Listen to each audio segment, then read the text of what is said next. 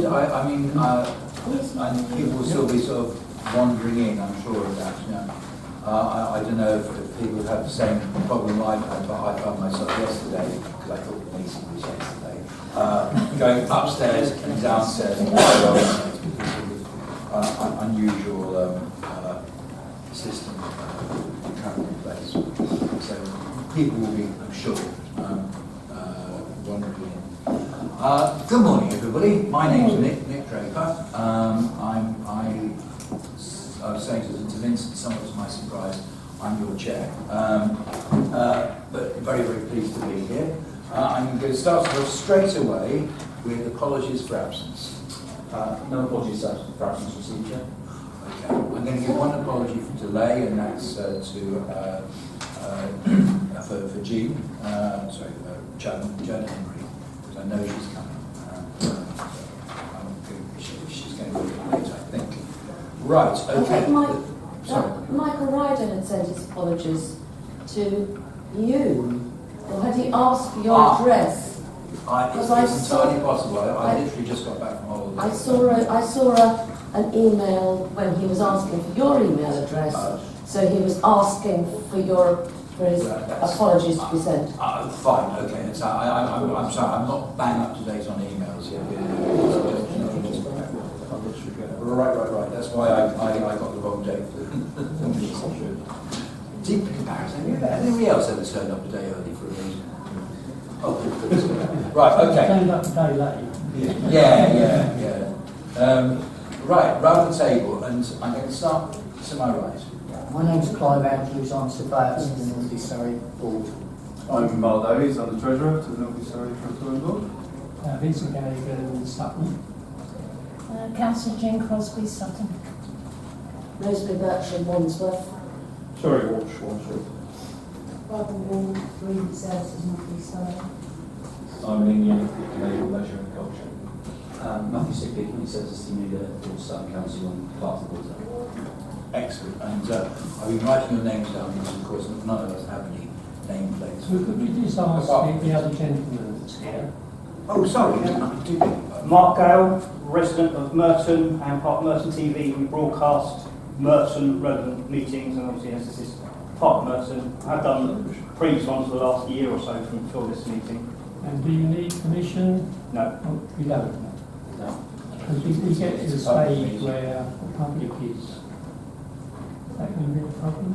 I don't think... We can be excluded from, if there's anything Yeah. sensitive, we can be excluded from the meeting, but for most of it, it's normally a public meeting. Okay, thank you for that. It is a public meeting, isn't it? It's a public meeting. Item 9 on the agenda will allow us to exclude the press and public if necessary. Okay. But you can also do that in the meeting if you choose to earlier. I've not seen anything from that thing going to executive session. I'm sorry not to have introduced asked you to. I get used to seeing you. Right, okay. Straight in then. Let's get the minutes of the last meeting done. I wasn't here. I don't know. Are these an accurate representation? Happy with them? Yeah. Yes, you've got one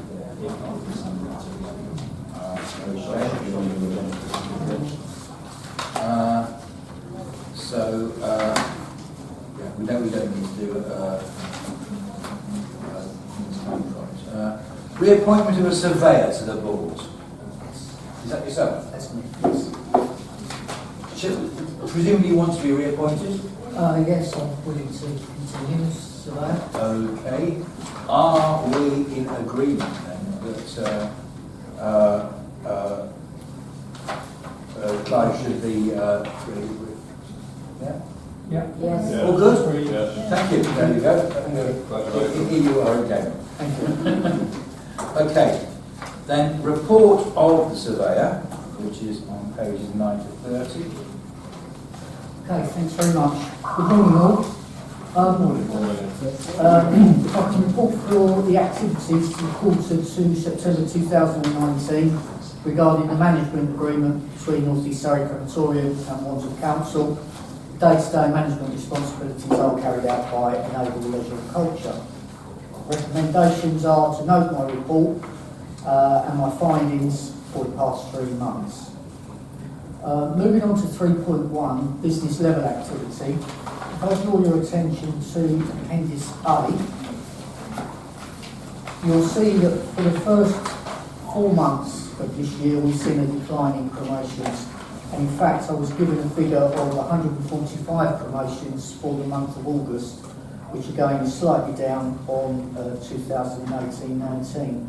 Now, when I saw these figures, I contacted a number of colleagues in local crematoria that I know, and I discussed the figures with them.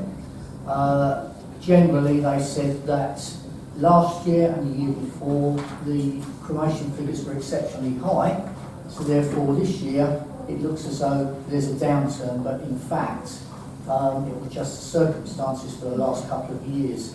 You'll recall 2 years ago we tipped over the 2,000 mark. I believe we did 2004, 2005 cremations. That was exceptional. In my time I've never seen a crematorium carry out that many cremations. So the Treasurer and I are not concerned about these figures. That said, we will keep an eye on them and we will report each quarter to you. Yes. Have you spoken to the funeral directors as well?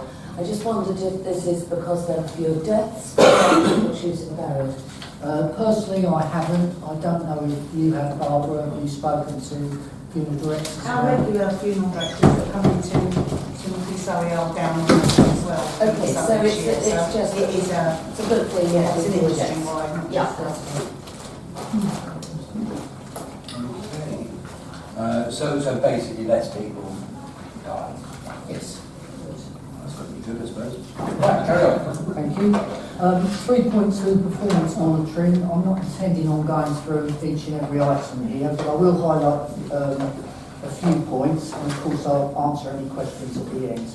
On the exterior, the roads and pathways are in good order, but we have found that there are some potholes that are quite concerning, so therefore a repair order is going for them to be filled in. I don't know whether that's been done yet, Barbara. No, not yet. Not yet, okay. It's due for end of September. Okay, thank you. And if we move on to the next page under maintenance and equipment, we've had a complete upgrade of the intruder alarm, and the remembrance building now we feel is protected as it should be. Moving on to legislation, the equipment continues to comply with the crematorium's permit to cremate. Now, for those of you who are not familiar with the permit to cremate, this is something that we have in place from Merton's Environmental Health Officer, and if we didn't comply with the permit to cremate, then we wouldn't be operating as a crematorium. I'd also like to point out that the cremators are operating satisfactory with good efficiency ratings and good CO2 emissions. With CO2 emissions, of course, that reduces our carbon footprint, and the efficiency ratings, as I've mentioned before, has a direct link with gas usage, and we've seen a significant reduction in gas expenditure over the last two or so years since we've had the new cremators put in, some tens of thousands of pounds in fact. Right. Does anybody want to comment on that? Has anybody got any questions on that particular point? Because it's quite an important one. Obviously, from the point of view of emissions, etc., that's good. But from the point of view of effectiveness as well, efficiency, is it basically that the cremators are much more gas efficient? Well, they're gas efficient as well, but the operators always run the cremators in a way that they might hold over a cremation from the previous day to the next day. That's in with the Federation's rules and the ICCM rules as well, where we can hold over. Doesn't happen very often, but nevertheless, again, that's an efficiency on gas. Thank you. Moving on to random samples of statutory paperwork, all important. The samples that were taken were correctly administered and were signed by the medical profession and relevant parties. Under operations, the daily factory report, which is the diary which the crematorium manager keeps, to make sure there isn't anything undue going on with the cremators themselves. For example, excessive black smoke, if that was seen. Now, when we had the old cremators, that was almost a daily event, which is not very palatable to people visiting the crematorium. That hasn't happened since we've had the new cremators installed. It's called an olfactory report. Obviously, black smoke is visual. Yes. Is there a kind of smell test goes on as well? Oh, absolutely. If there was some sort of odour, then of course that would be recorded in the report. We take a look at that report and also talk to the crematorium manager and ask him if there's anything undue has happened in the previous 3 months. Got to say again, the computer system that relates to the cremators themselves is ultra efficient. It's an astounding amount of information that comes out of the computer itself now.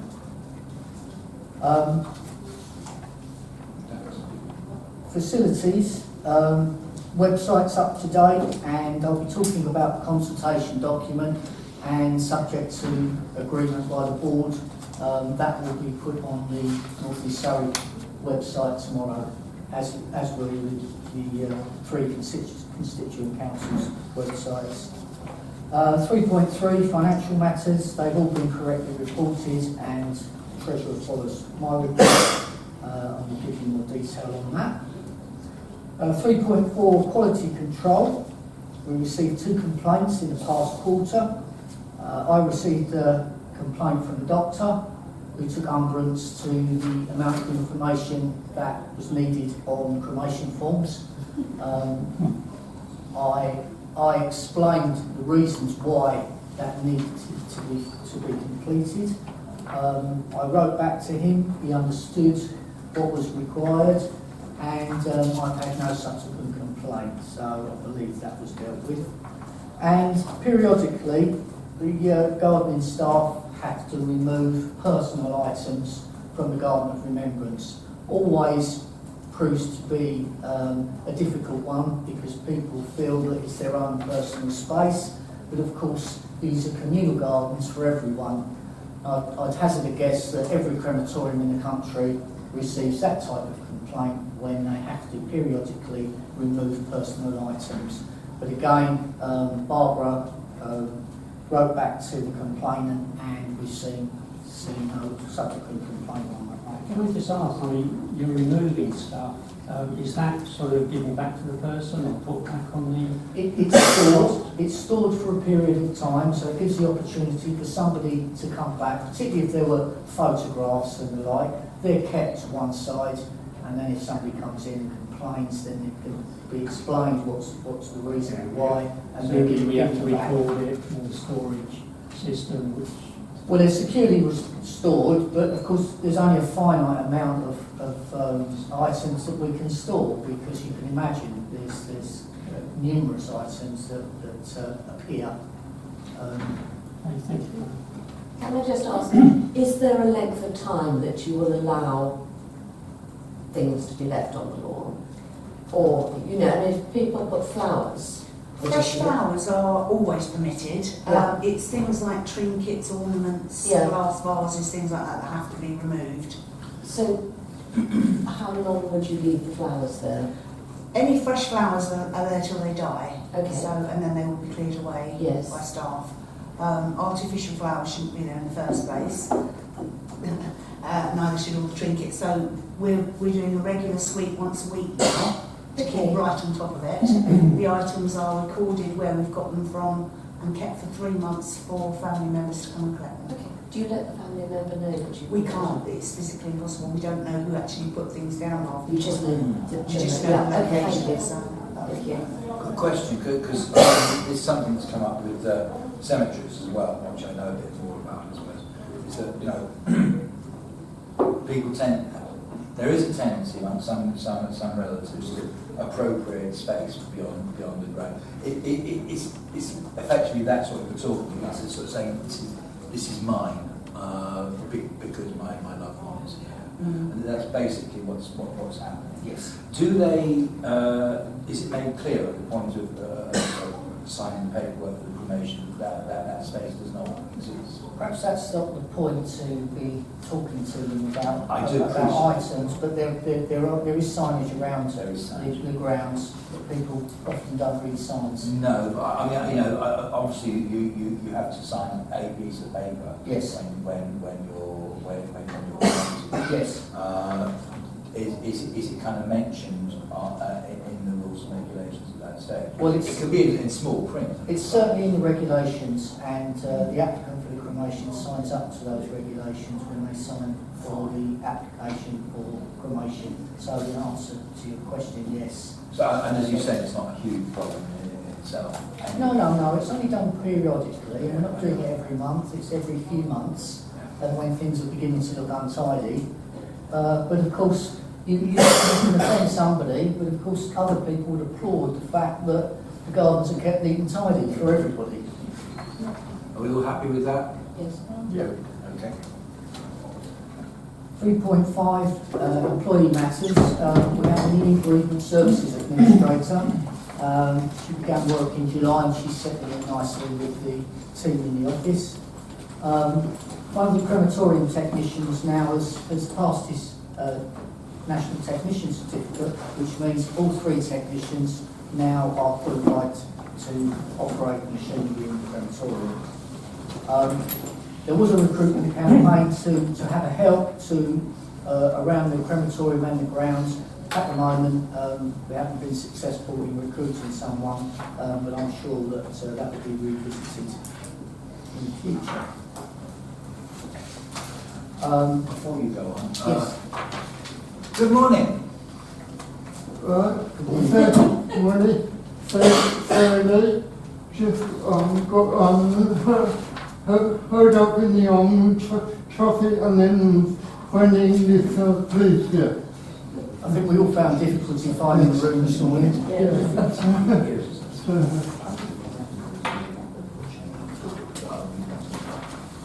You're here to as a reappointment for presumably Nick's come off it, hasn't he? Yeah. So now you're the lucky one. Okay. Do you want to introduce yourself? Okay. Yeah. Yes. Okay, come on, tell everybody what you're called. I say, I'm Nigel Finlay, and I represent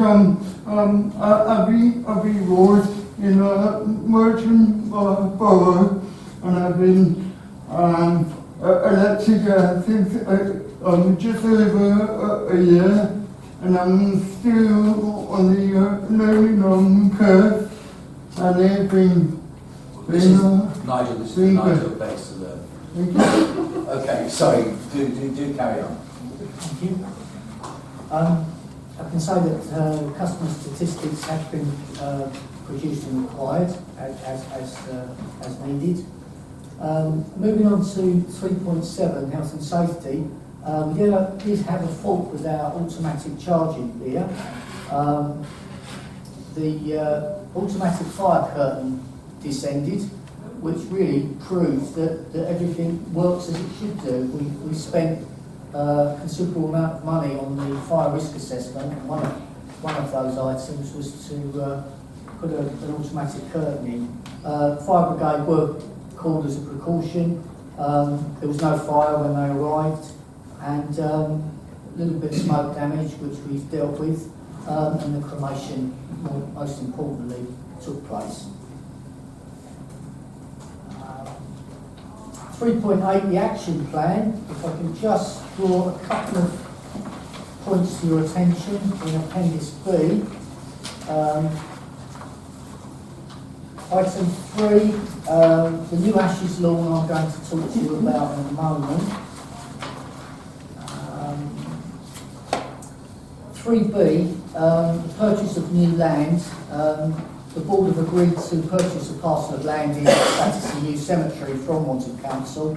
The council have agreed for the disposal of that land, and we are in the we're in the process of talking to the respective solicitors, and I do know that a draft lease is being drawn up, and we hope to have further details for you at the December meeting.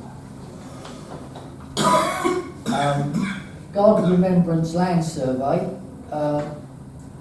At the time of writing, contact had been made with companies specialising in carrying out land surveys. Well, since then, Barbara and I have met with 2 companies. We've given them our expectations of what we feel we need from them. We've received associated costs, but we haven't had a chance to examine what they're going to do for us. But I'm fairly confident to say by the next meeting we will have the process in place and we will have somebody appointed to carry out our land survey of the Garden Remembrance. Item 4, reviewed a range of memorials offered by the board. Well, really the land survey, this will be hand in hand with the land survey because we're looking for suggestions for how best to use the remaining land that we've got, and that will form part of the land survey that we will receive. I wasn't going to mention anything else on Appendix B, but I'm happy if there are any questions that I can answer.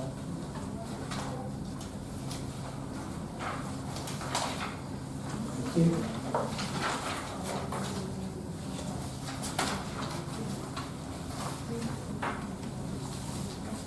Recycling of metals. Yeah, oh, beg your pardon. Moved on. 3.9, repair and renewal. If I can draw your attention to appendices C and D. C is the repair and renewal and the basic servicing of the equipment at the crematorium. Are there any questions on appendix C?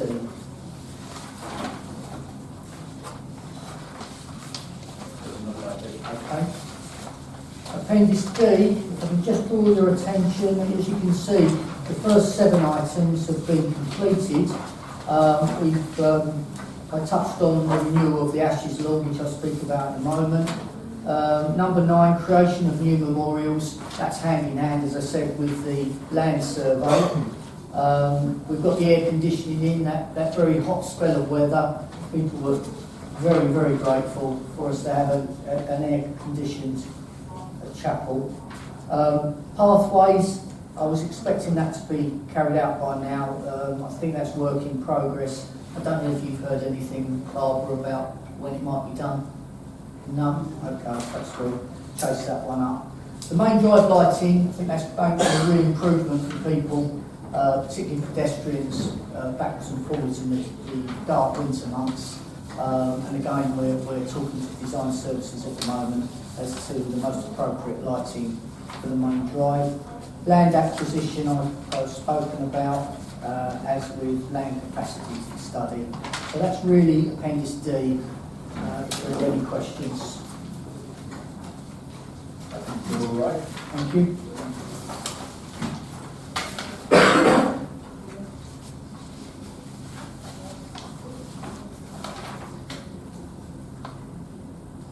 And that leads me on to 3.2, the consultation for a new Ashes lawn. There was a lengthy debate at the last meeting regarding how we should approach this, and the conclusion at the last meeting was we would carry out a full public survey. Now, the 2 options are either to raise the level of the current lawn or establish a new Ashes lawn elsewhere in the Garden of Remembrance. A consultation document has been produced in conjunction with Wandsworth's consultation shared staffing team, and that's been distributed to the consultation teams at both Merton and Sutton, and we've received confirmation that they're satisfied with that document. So we're ready to go. Crematorium will contact those who have loved ones interred in the Ashes lawn in the past 10 years. Yes. I just think that the first option is a bit ambiguous. It doesn't tell us actually that it's where it is and that it's going to be an eyesore if it is chosen. And the second option, the raising of it, it's actually going to be raised, I think, by 600 millimetres, not 1 metre. So again, it's sort of not 100% clear. And the drawing is beautiful. But again, I'm not sure that that's accurate. Well, it's an artist's impression. We've got a lot of work to do, depending on the results that we get from the consultation. We've got to put a specification together, and that specification will have a more definite image. This is just an artist's impression at the moment, just to give people a better idea. Of course, part of that consultation will have the details of the crematorium, whereby they can discuss in more detail what it may look like, and we're at their disposal to talk to people about the project. It's not a given. As I've said in the report, we will bring an analysis of the results back, hopefully at the December meeting, and then of course that will be for all members to discuss. Can I just say, can I say to you, thank you very much for taking the steps that we asked for to put this out for consultation. Because it's not down to just us around this table. It is around, it's around the residents whose family members are buried there, or their remains are buried there. So it's their decision. If they decide they want the first option, that's fine. If they want the second, that's fine. But thank you very, very much for putting it out to such a wide consultation. Thank you, Councillor. Could I just say that I don't think that the first option would be made at an eyesore. I'm sure that wouldn't be the intention at all. I mentioned at the previous meeting, and I still would like to bring it up, if you look at the artist's drawing, I did sort of say, okay, this is going to be in discussion, but to ask people, do they want, to make it fair, that they want just cheap, hooped metal railings around it, or do they want something that looks decent? They look at that drawing, they might just say, no, I don't want that. The railings are very, very poor. So I think we, obviously in December, need to, know what it will look like. And I think that's obviously very important. It's a shame that the artist and present doesn't really show anything better than what it is. Other comments? One or two comments. Questionnaires are always, well, how have you decided that the son was going to make a comment or that? I think we all have half a lifetime on that sort of thing. The artist's drawing, I'm not quite sure about. I mean, there's two options, and they've both got merits and demerits and so on. I just wonder if there should be a little location map showing the two sites. I don't know if that would help or not, but it just is an idea. I think that's eminently sensible. Yeah. I like that. Something simple that I was drawn obviously with scale, Yes. so people could see. I think that would be worth considering here. Yeah. Also, I must admit, I too am back from holiday, quite very recently, so I read the agenda, but I didn't sort of absorb it. We all get like that, I'm sure. It may be that people actually want to come along and see. There may be some concern about the mound, that where the relatives have got existing ashes, that there's no hindrance about them. Although it's raised, if you like, it's the same. So future generations' ashes presumably would go in there. Yes. So, but it may be that people do get concerned about their loved ones' remains and so on. And some people visit very frequently, know that, and others don't bother at all. That's the way it is. But I just wonder if perhaps there should be options where people come along. Perhaps some people are very articulate, some are not. And just say, can you show me what you're doing, as it were? You can't do it perhaps on an individual basis, but it could be 2 or 3 dates when relatives, anyone Interested here people. could actually come along and sort of get these sort of dimensions. I must admit, I learned from the first, I think I've seen the site about 3 times now, but I learned a lot from actually going along there. Once I caught more detail than when I first went there. That's a very, very good point. Do you mind if I ask a brief technical question? I've scattered ashes, more times than I'd like to admit, but this is actual burial of ashes. Yes, So you lift the turf, you put the ashes. That's right, yes. And then you replace the turf. Yes. And effectively what's happened is that there is no room underneath that turf. Correct, yes. Effectively, right. So this is putting another layer of turf on top of the old layer of turf. Yes. And so you're basically burying people on top of one another. Yes, that's correct, yes. Style. Yeah, so that's clear in my mind, but I can see, Terry, exactly what you're talking about. You're not sure in your mind because exactly what it looks like.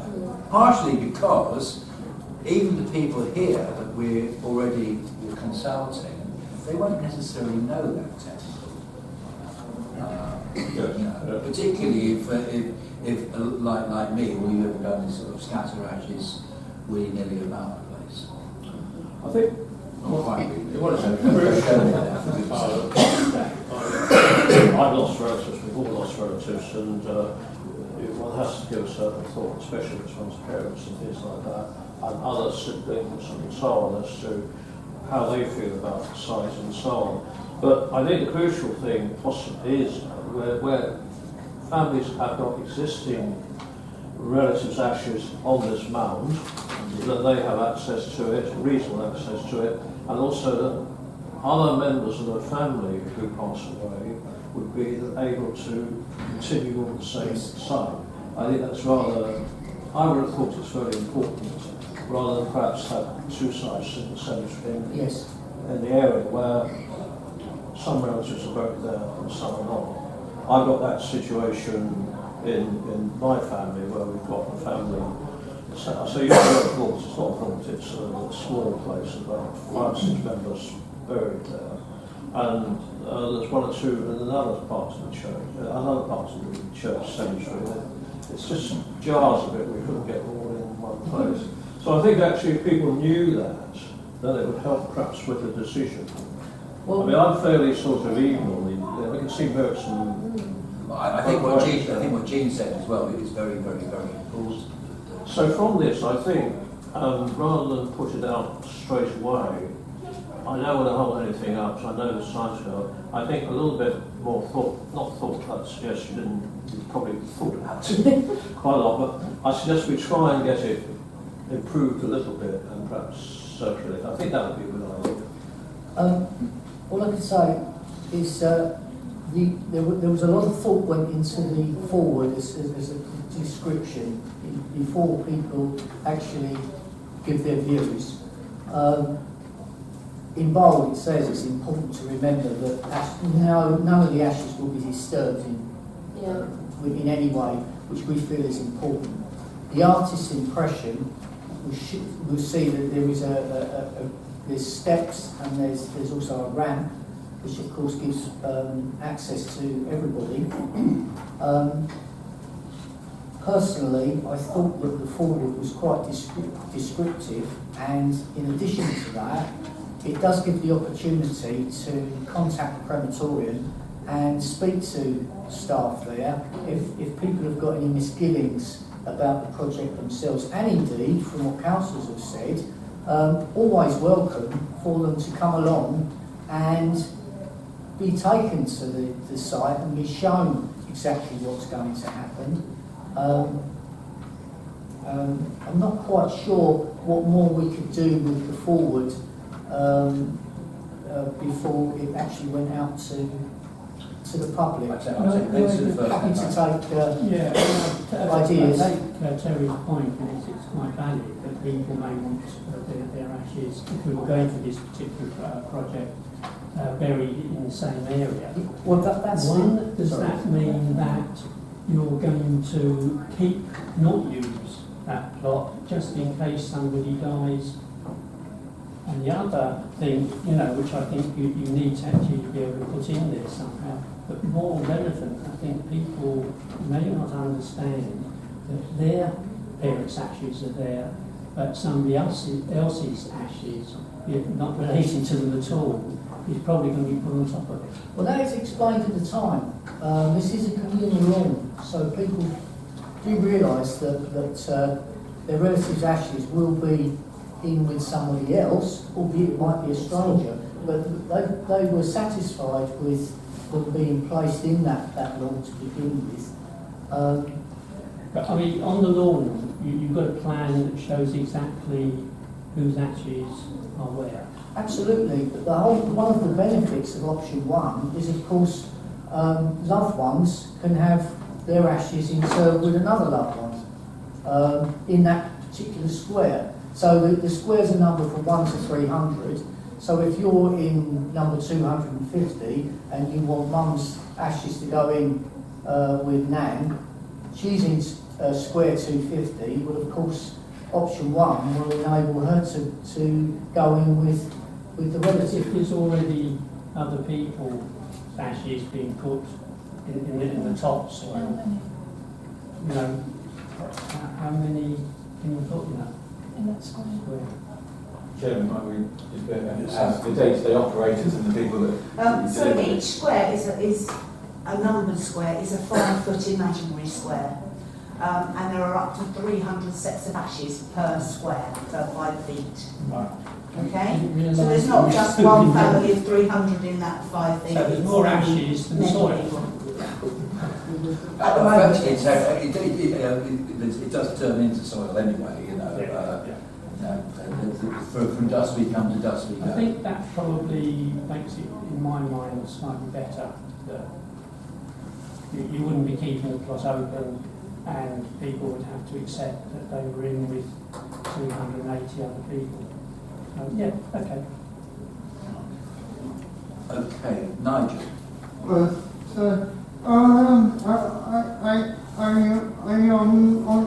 understand you want such a new law based in the existing law. Yes. And with the new law, will there be a place like I know it will have a wall around the new law. That's right. Will the wall be used like a memorial wall where people can put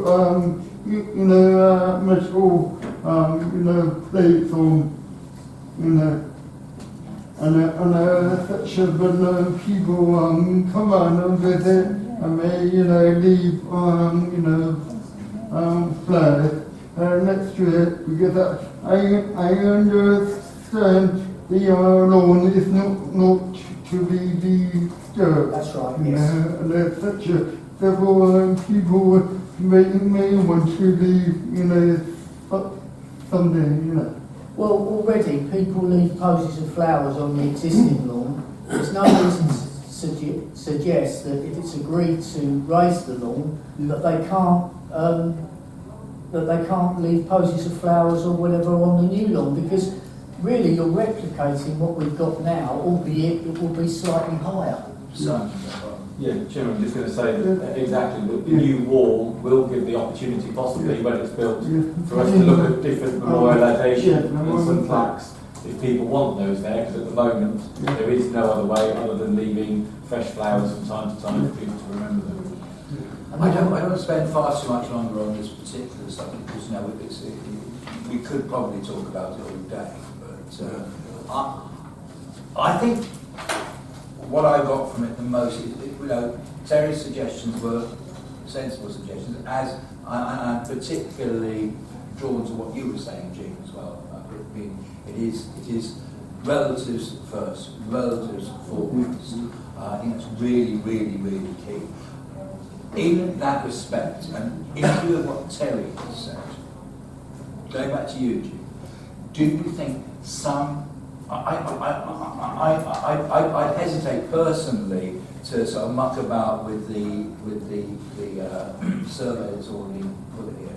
But do you think some kind of additional fact sheet or something like that, bringing up the points that Terry has made, would, you know, to be given out to people should they want it? Do you think that would be helpful? Or do you think that's just... I mean, I've gone through this and I think it's quite good, to be honest. I don't know that there is a lot more that you could do. The only thing is, the one part is where it says that they will be in another part of the grounds, which is true, but it's only just across the path, isn't it? Yes. It's not as if it's the other side of the cemetery. Or the, yeah, Just cemetery. within the confines of the garden. Yes, so it's already actually just across the pathway. It's not in a far distant corner. Now, I know that, and you know that. Yeah. The person filling in the form, does he or she? That could be made clearer. All right, so going back to what Terry was saying, Yeah, maybe yes. a little scheme, Yes. a map or something like Yes. that might be useful. Yes. I think so. Regarding ashes, I've often thought about this. I've never really sort of minded that ashes have been scattered in particular places. A place in Kent where there's just like a field and people just go and put the ashes where they want. And they do mix up, but everybody's got the same motive to try and give their relatives a decent place to rest, if you like. I just think then one thing that I think we could just make available perhaps is 2 or 3 dates, if you like, when people can actually come into they're probably coming in anyway, but they don't get the 3D perspective that you can give, and just be able to walk to both sites and see the advantages and disadvantages if any from either side. Just 3 or 4 dates perhaps when staff are available, you know, not individually, but in terms of allowing viewings, perhaps for a slot of an hour or 2, including at least one slot on a non-working day, then because a lot of people work Monday to Friday or whatever. I think that might be useful. I mean, you could offer it in different ways without spoiling the questionnaire or the form. Obviously, it is our intention to put signage out around the cremation, the existing cremation lawn anyway, making people aware of the consultation. We can add to that if anybody would like to see both areas. Staff are available Monday to Sunday. We have weekend staff that can show people at any point. It doesn't have to be confined to a set day and a set time. We are more than willing to take any 1 or 2 people out and show them the 2 areas at any time during that 6 weeks. I suppose if you get, thank you for that. I suppose if you get a large demand, then obviously you can slot it into 4 or 5 groups going around. We've plenty of staff to be able to show people. That would be enough. Yeah, I think to be honest, what Barbara just said, that sounds about right. So we've got. Let's kind of sum this one up. We need a little bit of an extra diagram to show where we're talking about it. We want to make it absolutely clear that people have got the ability to come around and have a look, and they will have the information given to them should they need it. I think beyond that, do we actually need anything else on this? Can we say thank you very much indeed for that? Yeah, with those 2 providers, do carry on. Thank you. So, just to clarify, there will be a bird's eye view of the Garden of Remembrance, and option 1 and option 2 will be shown in each location, so that people are absolutely satisfied what they're looking at and where it's going to, the proposal's going to be. It's not as if it's miles away. Yes. Because if you read that, that's what it sounds like, that Yes. they are going to be miles away, or they're actually more or less in the same place. And making clear, because it isn't, I don't think, shown in this, making it clear that should people actually want to come and have a look, they're welcome. Just a couple of words added in there. Is that right? Yes. Good. Great. Will it still be able to go out on, you're wanting it to go out tomorrow, won't you? It's unlikely it will go out tomorrow.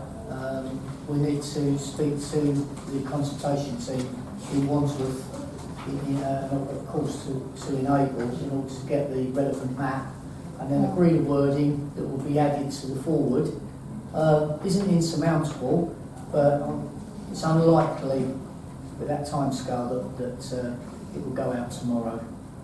It was meant to go, I think, live on websites tomorrow. Yes. We had until the end of the week, physically post-wise, to get the 1,700 out, just purely because of numbers and printing. I think it would be relatively easy if, where it says under have your say, where it says you can contact the office, Yeah. equally Yeah. you can visit the site and be shown. It's only a matter of a couple of words. I can quite easily do a bird's eye view of the two areas. Okay. It's just getting it added on for Catherine to Okay. the questionnaire for the website. Well, I've been asked to speak to the consultation team after the meeting. Prior to that, I'll discuss with Simon and Barbara what we need to do. So we might, from what Barbara said, we might be able to turn this around fairly promptly. Yeah, thank you for that. Yes. Can you say to the consultation team, sorry for mucking you about. Yeah. These things are important. Oh no, but they're absolutely understood. They're reliant on board members' comments. So it wouldn't be unexpected. Do we have to ask what sex everybody is and how old they are and all of the rest of it? Unfortunately, we do.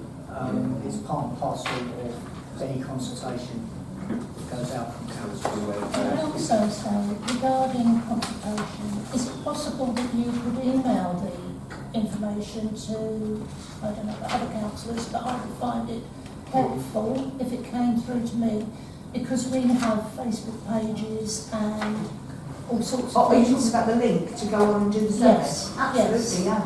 And we'll send it out Good on idea. our emails and everything else. Absolutely. Thank you. Oh, nice. It is questionnaire it will be sent by email and by the website early. Is that the proposal? Well, to contact primarily by email, yes. Yeah, but there'll be a lot of older people who do not use I know that's going on as well. But it PC. Absolutely, point taken, and we paper copy will be provided on request. Sorry, Clive, it's actually going out on paper to the last 10 years of people Oh, using okay. Matches Long. And then if they want to do the survey online, they can. Equally, they can do the survey on paper and return it. But how much expense are you going to on a paper? Because a lot of people may not bother to finish by paper. I absolutely agree with you, but unfortunately, we don't have people's email addresses. So we have no other way of contacting them unless they happen to go on one of the 3 council websites. And because it has to be out to everybody, there's no other choice than to send it out on paper, I'm afraid. Let's just deal with the realities of it. I think I'm very aware from this of the amount of effort that's already been put into this, and I think you probably want to sort of be able to sort of send these things out. As soon as possible. So let's just get on with it. That's all right by you. Clive, back to the report. Thank you. And lastly, 3.13, the annual memorial service this year, which took place on the 7th of July. We had over 200 people attend. Pleased to see all of the mayors from the 3 constituent boroughs and their consorts attended. It was a very important occasion and poignant for people. There were a number of ministers from the local St Lawrence's Church and also an address from a local celebrant. Music was provided by the resident organist and a local scout group, and the service was very well received by the public, and they benefited from Enable providing refreshments after the service. It all went very well. And Chairman, this is my report for this quarter. Well, thank you very much Thank you. indeed. My fingers are itching to do this because somebody has taken the trouble to actually print these out. So, I mean, just leaving them there. Sorry about this. I hope you still haven't got one. No. Sorry. Because, Who else hasn't got one? Mark. Graham isn't here. Tony isn't here. Barbara? Oh, you give me a hand. Of course. There you go. It's only. I'm sorry to be so disruptive. He said it's a policy. No. Okay. Right. Great. Well, thank you so much, Clive. Thank you. And straight on to the next bit of business then, which is Court Treasurer. Good morning, thank you, Chairman. So this is my standard quarterly report, just updating the board on the latest financial position for the Crematorium Board. We draw your attention to 3.1 and Appendix A. This shows transactions that are incurred under the management agreement between the board and Enable. It shows the transactions that have been included occurred between April 2019 and the end of July. So that's the first 4 months of the year, and that's the most up-to-date position we have. So essentially, after 33% of the year, after 4 months of the year, 29% of the budget has been spent. So it shows that the current position is that it's slightly underspent against the approved budget that was approved in December 2018. Just running down Appendix A, as Clive referenced earlier, we're still getting to grips with energy usage generally, so you'll see that we've got quite a substantial budget there for gas costs, and fairly small actual to date. And you can see the outturn for last year was only 31,000. I mean, this is being reviewed, and I'll build in sort of more up-to-date estimates as part of the budget setting in December. I mean, it does fluctuate. Yeah, we have seen expenditure decrease quite considerably since the promoters have gone in and the more efficient working practices that was mentioned. But it's obviously something that, you know, in the very nature of bidding of energy costs, you're always a little bit concerned that you're being billed on an actual basis and not on an estimated basis, and you're going to get some large catch-up bill. So we're doing a fair bit of work with the Enable Finance team, just to make sure we can verify the expenditure that's coming through each month, and we're relatively comfortable with the levels we've done. Another item on there that is slightly overspent, which I've drawn attention to in the report, is the equipment, furniture and materials line. So the budget there is only £3,000 for the year. We spent just shy of 5,000. The reason for that is, as part of the insurance renewal, which is obviously done each year, there was a request that we store the books of remembrance in a fireproof safe. Up until that time, it's never really been raised by the insurance company, but in view of the replacement value of those books, they insisted that there was some enhanced security arrangements in place. We purchased a large fireproof safe, so the books are now kept within that on a day-to-day basis, with only the ones that are relevant for that particular period out on display. Whereas previously, the entire catalogue, or however you refer to it, all the books or remnants were kept in the same building. So had there been an incident of any description, it would have been fairly substantial cost for insurance. So that's one of the reasons there. I mean, if anyone has any other questions on Appendix A, I'm happy to do my best to answer. Questions? Yes, it's just a typical set of accounts. Most of the savings, if you like, so far is on the gas reduction, I think. Yeah. There are a few costs here that have gone up. Just so, following on what you said, these are just accrual accounts, these are just what's in that quarter. But yeah, so this is what's, so in the actual to date column, it's all costs incurred between April and July. We do accrue for expenditure in previous years, so the reversals are in here, still waiting for bills to come through. So actually part of the reason gas cost is looking quite low is because I made an accrual and allowance in previous years, and we've not seen the expenditure catch up as maybe I Okay, so in fact, crudely put, there's obviously a lot of expense that's now been paid since snapshot. Okay, Yeah. that's fine. I was intrigued that communications postage has actually sort of disappeared, as it were, from the original budget. I mean, is there no postage at all? I mean, this is just a reflection of what costs have come through and how Enable have built through to the Creme Board. So it could well be that they're actually wrapped up under another heading, and I'll have to look into the detail of that to see. I mean, there's still a budget there of 3,600, and obviously we've got the consultation costs that are going to come through, so we will see some expense coming through as part of that. That'll either be directly billed through Enable, or having been recharged by Wandsworth, or it will be a direct cost to the board, depending on how we agree with them that we pick up the cost. Okay, and just looking at these agency staff, what's the situation with agency staff? Are we talking about agency staff of the board, or is it Enable or not? This is all operational costs, so it will be temporary staff that are employed to cover vacancies within the normal establishment.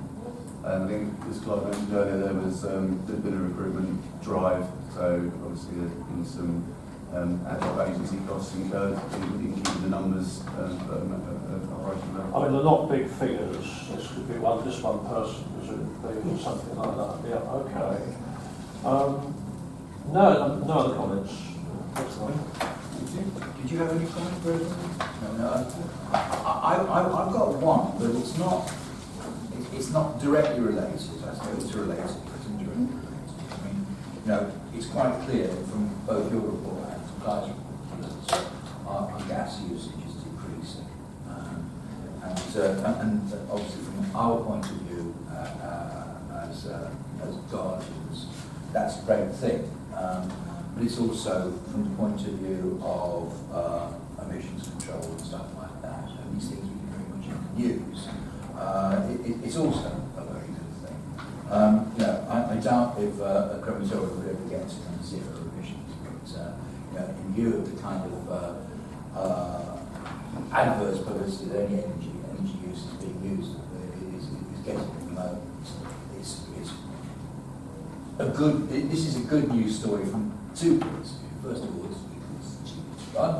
The second of all, because we are doing our bit for the environment. Is there any way that we, and that's why I'm talking to the local about all jobs, that we can actually make something of that and actually get it out? That's out in the public eye. Is that feasible? Or what do the rest of the panel think? Do you think it's a good idea or not a good idea? Anything where we can get good publicity anywhere is always a good idea, because tomorrow you might just do something that a newspaper somewhere would love to give publicity to you for. So I don't know if we could contact the Guardian. I don't know if which press office would you work through? Can I just say, I think we've got to be careful, because our good intentions could backfire on this occasion. Barbara and I are going to the Institute of Cemetery and Crematorium Management seminar in a couple of weeks' time, and we'll be meeting our counterparts from all over the country.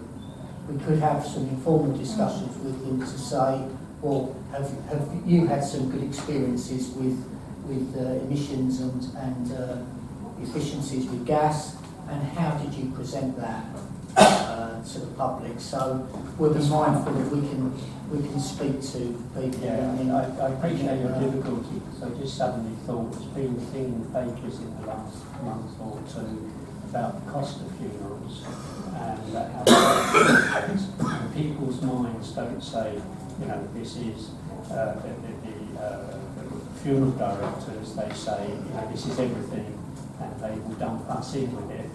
And if we say, and it came out, that we can save money because of, you know, not with so much gas, I can see the headline in some papers saying, why aren't prices coming down? So yeah, I agree with you. I think you've got to be careful what you do. All these things are always really complicated. And the other thing is, we're coming up to the winter, we've only got to hit the bad flu epidemic.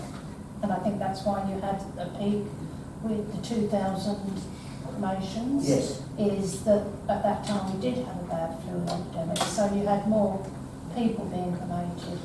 And we've had quite a mild winter, but this year they say it's going to be quite a bad one. East Daily Express, the beast from the east is back.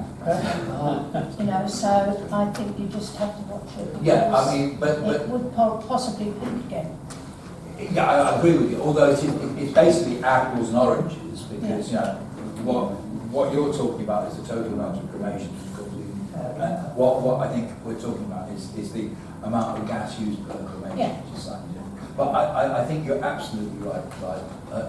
There's no hurry for this information. It could be. Is there a good day to very good news? I'm not too sure. But you know what I mean. The story is there when you're ready to produce it. Well, the second advice. So I think you're right there in terms of that. I think if we get challenged, the board has taken some very proactive steps in managing our consumption. We have a heat exchanger as well as when the new cremations went in. So the heating of the building actually comes off the cremators as well when it's required in the winter. We've got LED lighting in as well. So some of your previous board members have been very proactive on the environmental and climate change and carbon reduction measures at the crematorium. And I think if we ever get challenged, our record will stand up at that time. I think the surveyor has already said we can take advice from Wandsworth's press office about this, but I think we save all that information for if we get challenged. I don't think we will ever always be.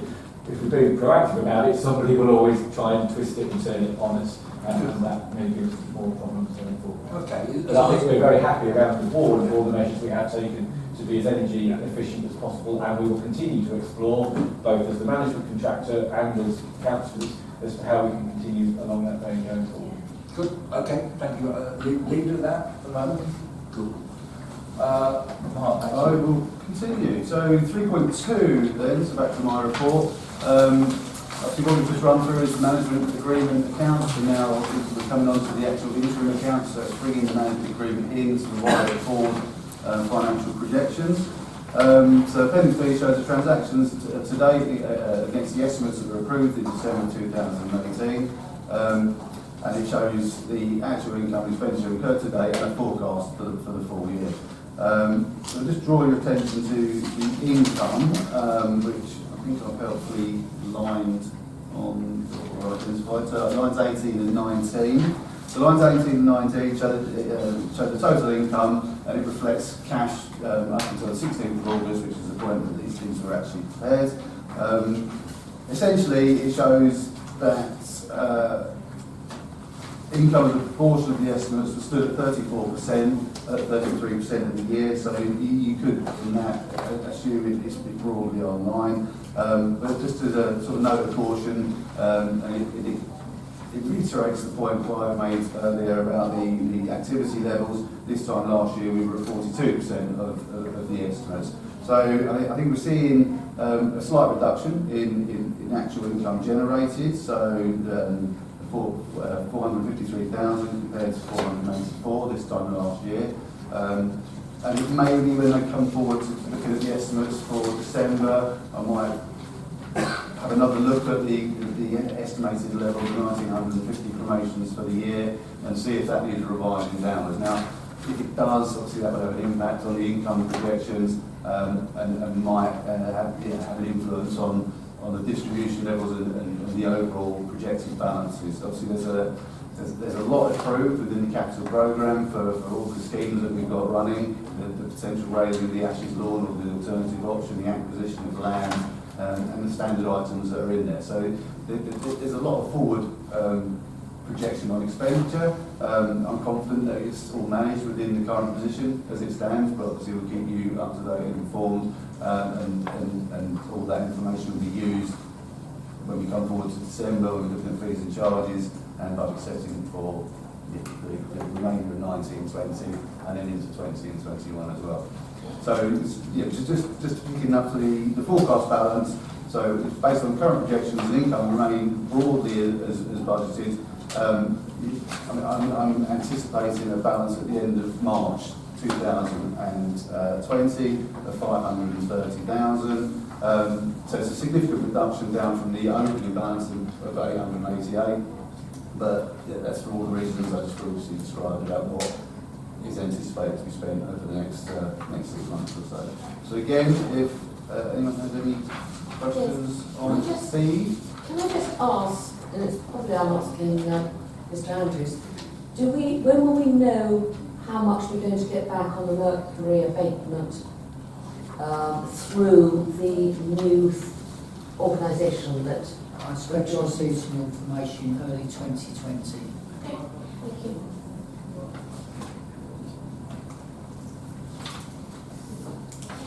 Questions? If there's no more questions, that is the end of my report. Thank you very much, everyone. Right. This is the one you'll be looking forward to, the annual review of risks. Do you need on that one as well? I don't mind giving a little bit of an opening introduction.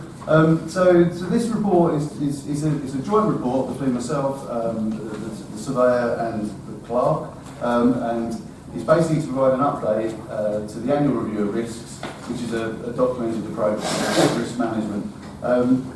So simply, as I set out here in a series of bullet points, risk can be defined as things that can go wrong and prevent the achievement of business objectives, unwanted outcomes, potential failures, and the prevention of desired results, and the probability that an event or action may adversely affect the achievement of business objectives. Risk management, therefore, is a planned and systematic approach to the identification, evaluation, and the control of risks by having regards to the level of risk that's acceptable, the cost and effort to control those risks, and the residual exposure to risk. Now, fundamentally, risks are everywhere. You cannot eradicate all risks without spending a significant amount of money, and even to some degree you can't completely remove risk. So it's about what's acceptable, what's tolerable, and what we've tried to do in the attachment, in the appendix, is set out all the risks, and there are quite a number in there, and some might seem a little bit repetitive, and we set out how we seek to control those, and if we've got any comments about how we're going to improve the control going forward. It identifies which of the three of the main officers are deemed responsible. A lot of them are basically a joint effort to ensure that they're managed effectively. And I don't plan to run through all 30 got down to 31, but I think myself and Clive, probably unfair to ask the clerk to chip in here, myself and Clive have to take any questions if there are any. Questions? Yes, thank you. I think we've been around this several times. I think you cover all that you can. On 26, vandalism, it seems to me that I've seen those comments in the press, having come back from Europe, and tell you that from Germany, there seems to be a huge amount of, they're complaining about an increase in vandalism. Perhaps paint spray is getting cheap, I don't know. But I just want, and anybody's been through Clapham Junction would be shocked by the amount of what's happened very recently on the retaining wall for St John's Road. It's just huge, big sprays of paint, meaningless almost. It's a shame. On 26, I'm sure you're doing all you can. Is there any sort of liaison with the local authority, obviously we're seeing on this sort of issue, or the neighbourhood police there? Because it would be an awful shame if vandals decided, oh, it's a quiet spot, let's just get in and look around. You know. Sometimes you get, apparently, some of the paint spraying, graffiti, is just done by very few people. They actually get together as a social exercise. It's terrible what they do. And, you know, this is sort of intelligence that police and council staff may sort of know or pick up. So I'm just saying, possibly on that one, as part of the general looking after the site, perhaps there should be some link with anybody else outside the gates who perhaps can help or give information. I think we have a regular community police patrol. Yeah, they come in quite regularly and have a walk through. We have weekend attendants on site that do regular patrols. I think then possibly at 26 next time round you could expand on that.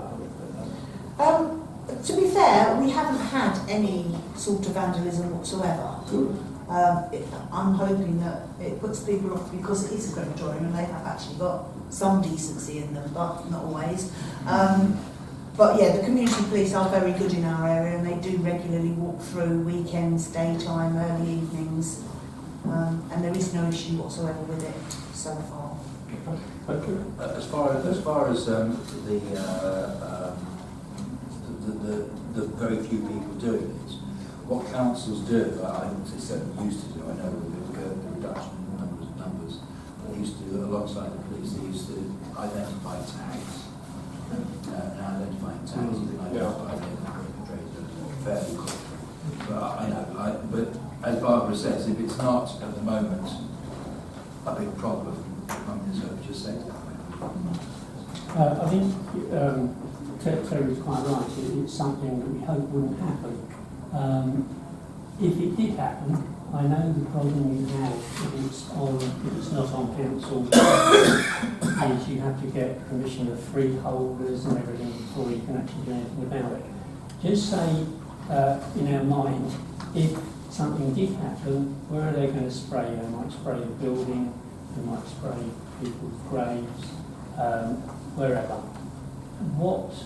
Who owns what, and whose responsibility, and what we then do to, it's been done, we haven't been able to stop it, and quite frankly, you probably can't, you know, what do you do then? Well, we would assist members of the public if there were incidents of graffiti on headstones. Headstones themselves, for example, the cremation remains graves, they are the property of the grave owner. That said, we are the landowner, so therefore we would work in conjunction with the police and of course the bereaved to try and identify the culprits. At the same time, we would help to get things cleaned up. But I have to say, and this goes for cemeteries as well. In Wandsworth, I've been around a fair few years now. Tempting fate here. Yes, I appreciate Just whispering. Yes, I've not seen any evidence of graffiti in cemeteries or indeed the crematorium in the years that I've been involved in the service. Clive, I love the way you're touching words. I am. Rosemary. Yes, can I just ask, because you've got a very large perimeter around the cemetery, not just our little patch of the crematorium. Who looks after the perimeter wall or fence? That's the responsibility of Wandsworth Council. If you're referring to Battersea New Cemetery, it's the responsibility of Wandsworth Council, and indeed, as a burial authority, they are legally obliged for the upkeep of the boundary fence of the. Is it a fence or is it a wall? It's a wall and fence. You're looking at a 72-acre cemetery, 3 acres of which are owned and operated by North East Surrey Crematorium. So the lion's share is the responsibility of Wandsworth Council. And that's monitored. That's monitored by Barbara, it's monitored by officers. Yeah. So if somebody should break through, a repair order is put in and it's dealt with. Yeah. And it's seen as a high priority as well. Yes. We don't want people wandering in the cemetery grounds or the crematorium grounds out of hours. No. Could I also ask, when are the gates shut? Dependent on the time of year, Okay. but summer is 7 o'clock, and then it drops right down to technically 4 o'clock in the winter. Okay, thank you. It's funny, you know, how my mind works. Maybe I'm not the optimist that I think I am, but listening first to Terry and seeing Clive's touching the wood.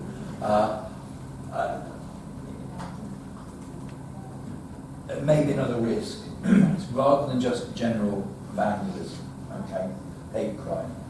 I know that in Germany there has been desecration of graves, usually anti-Semitism, anti-Islam, that sort of thing. But if it can happen there, it can happen here. I don't know whether any of these specific risk assessments do cover that. If they don't, it might be useful to actually to include one. What do you think? I'll apply first, then come back to you. Well, as I say, we haven't come across anything of that nature. We have got the mechanics of the council if there were incidents of that nature, and of course we will liaise with those appropriate departments at the time. But as it stands at the moment, it's not seen as a definite or recognised risk in this document.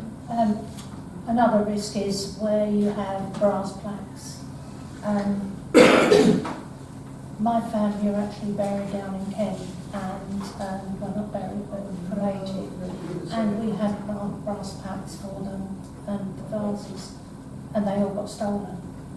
So they had to change them from brass. You know, it was when the metal was dear. That seems to have stopped, but it's still something that does need to be put in. Well, 20 years ago, we had a mass theft from the Garden of Remembrance, and all of the bronze plaques were stolen. Yes. We took a decision at the time to replicate those bronze plaques in plastic. Oh, right. So they're That's bronze what looking, yeah. but they're actually plastic. So that took the problem away. When I was bereavement services manager at Wandsworth Council, a lot of metal plaques were stolen, but with communication with the local police, they caught somebody over in Croydon in a breaker's yard, and they actually found the plaques as well. The amount of distress this caused was incredible, and I had to deal with families face to face at the time. So it isn't just the theft; it's the ramifications of the results of that. It's dreadful. When Absolutely heartless. You hear that your mother's Yes. and your father's have been stolen. You know. It is. So, going back to the hate crime, I mean, it hasn't happened yet, but we know that it has happened in other cemeteries. I mean, not necessarily in this country, but elsewhere. Although Karl Marx's grave regularly gets desecrated. But should we actually put it down as a risk somewhere? Should we actually include that as a new risk assessment? Well, Mark and I will review this for next year, Yeah, and I've made a note now on both counts from. I'm going to take this opportunity to welcome Joe. I did give you apologies for that. Yeah, I'm so sorry. I went to the wrong destination, and I was told, here, go on upstairs there from the office. And then when I went up, and I walked backward and forward. Oh, I know. And I did exactly the same apologise. thing yesterday. I've got a funny story to tell you later. Yes. Right. Sorry, can I say something, as we all said, where the risk is concerned, something that we can continue monitoring, because, anything can happen, so it's, we keep an eye on it, so ensure that, things are going safely where it is. I mean, it's a fluid document, so if new things come forward, obviously we will get them added, and if things become less of a risk and less relevant, you know, we take a review at each annual review, we'll take opportunity at each annual review to take them off of the register as well. May I ask, sorry, well, maybe after you, I was going to ask technically my colleagues on the report a couple of questions, if it's all right, about the risk first. okay, well, I'll ask this question first. Then, yeah. It's the sneaky one where it says satisfactory. Who's determined it's satisfactory? Is it self-assessment or is it assessment? It's self-assessment to a large degree. I mean, we look at the risks that are there and take a view that we're happy with the controls that are in place. I'm not aware of anybody externally challenging those in any way or auditing them. So it's sort of self-regulatory type. In that context, I mean, Simon, because you're an external contractor, effectively,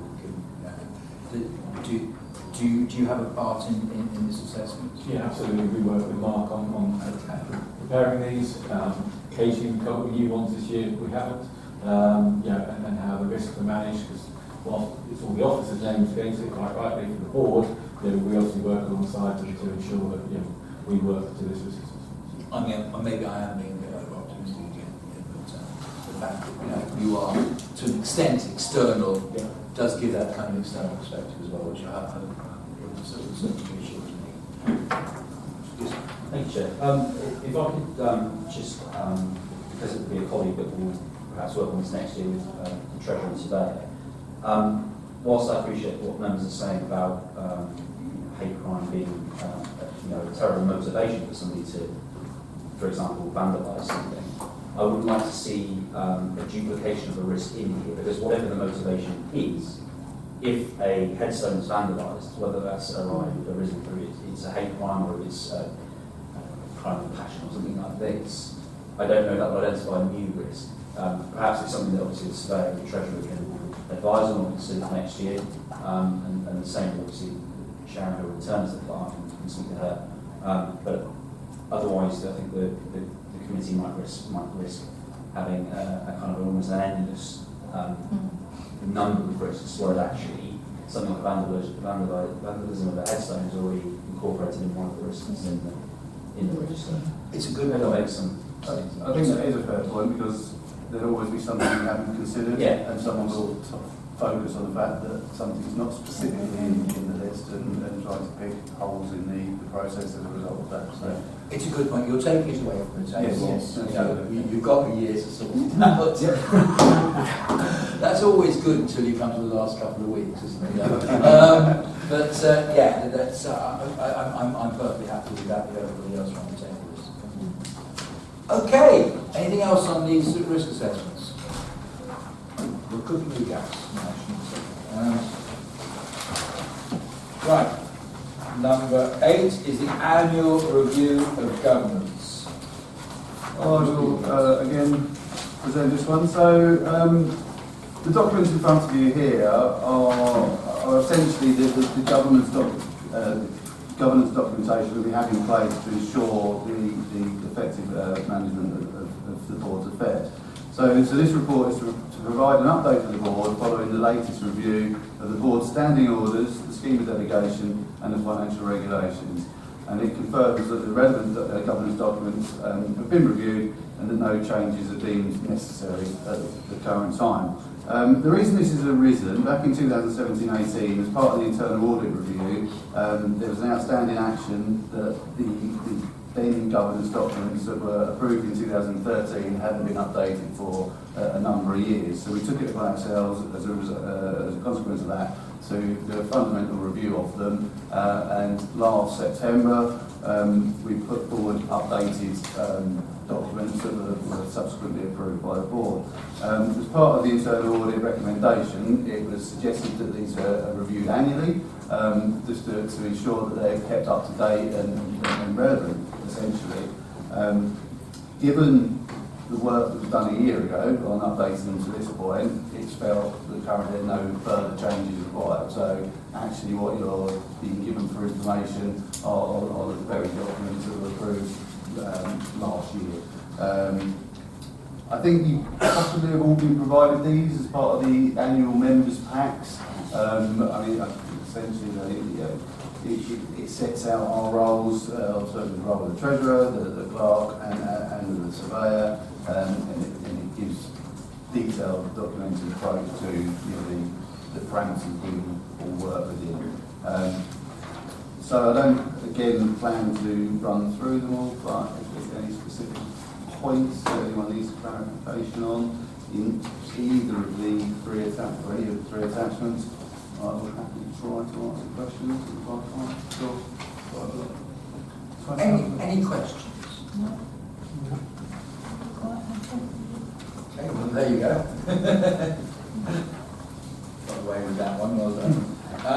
So that just takes us to the last few items. First of all, I don't know if we need to exclude the public at this stage, if we want to exclude the public. I agree. Any urgent items brought forward at the discretion of the chair? There's only one thing, and it's only just for a very brief discussion.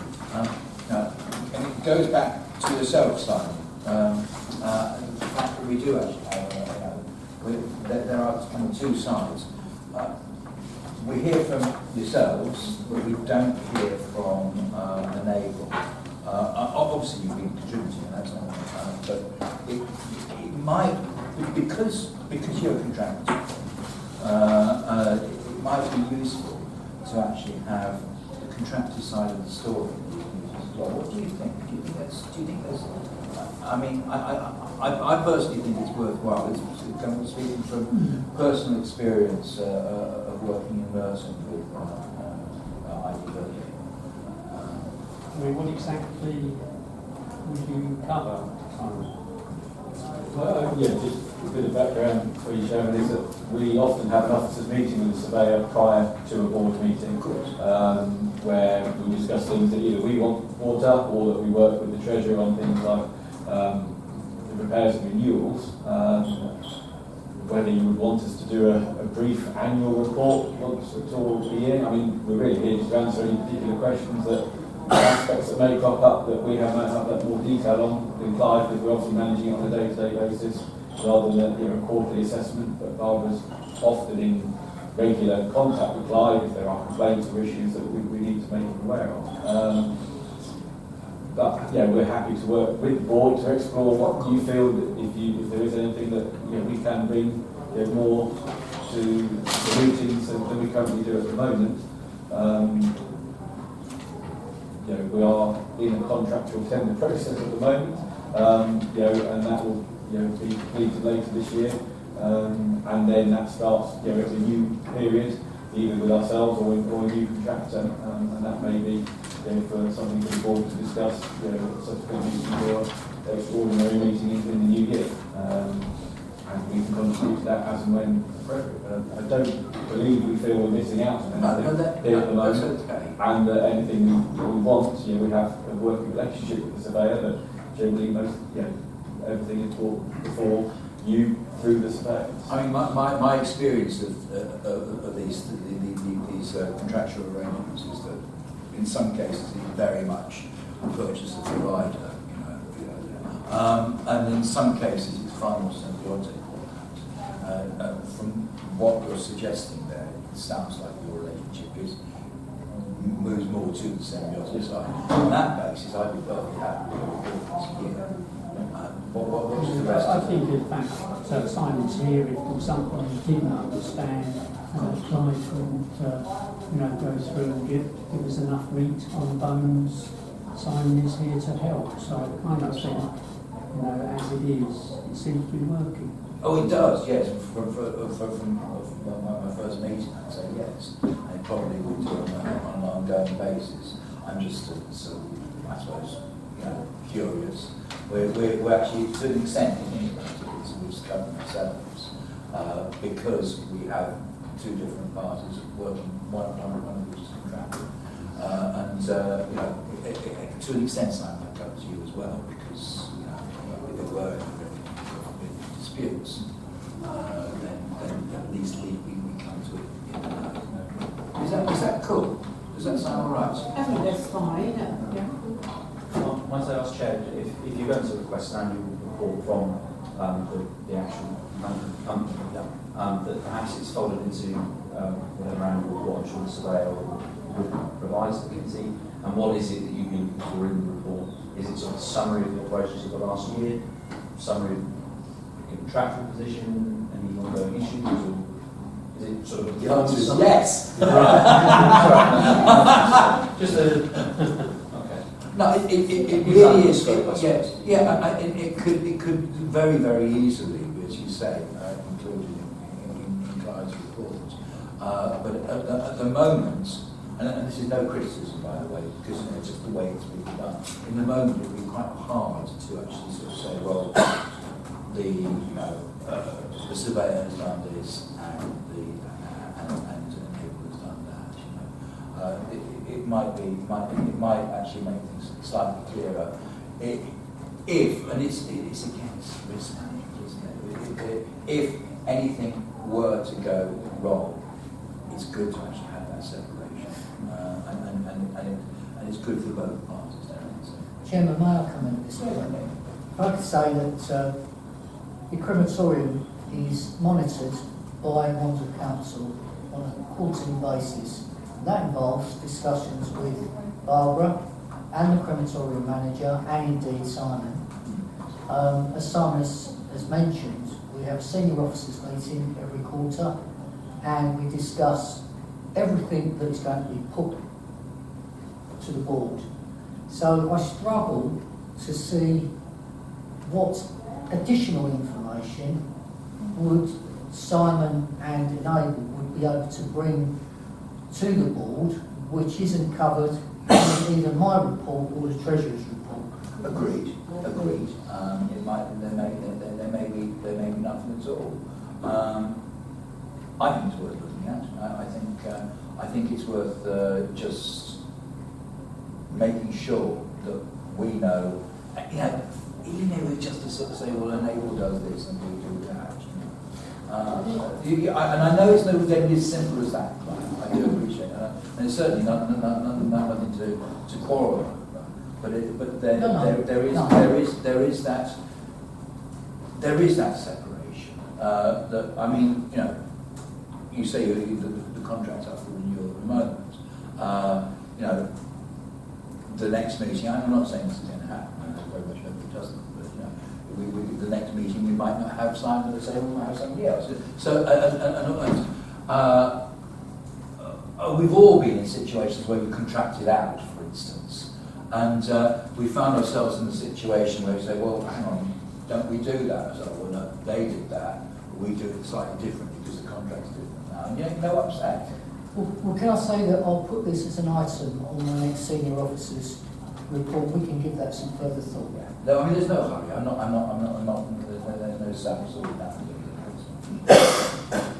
Right. That's all I have to say.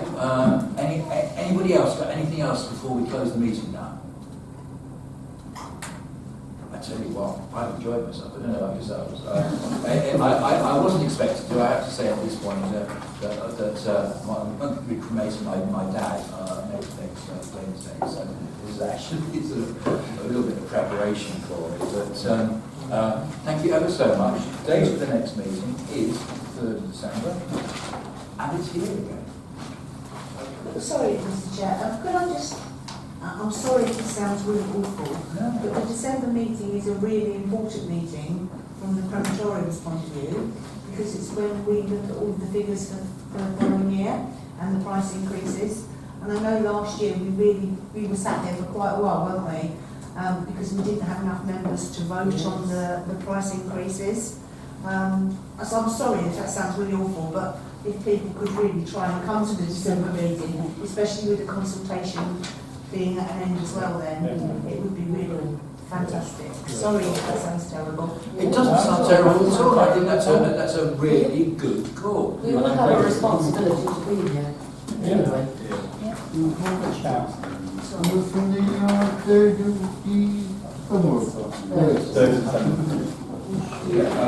mean, the good news, Barbara, is that I should say to you today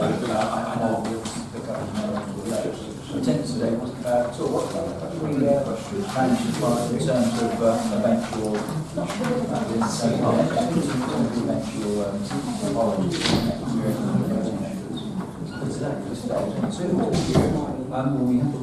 Give you my problems.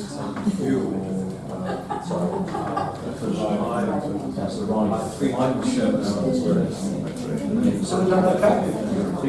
There you go. You're supposed to leave it that way. Okay, that way the meeting goes smoothly. Sharon certainly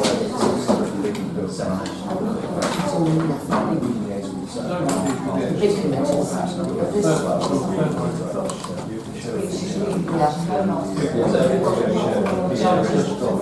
We'll get it. Sorry, I'm sorry. I'll come back.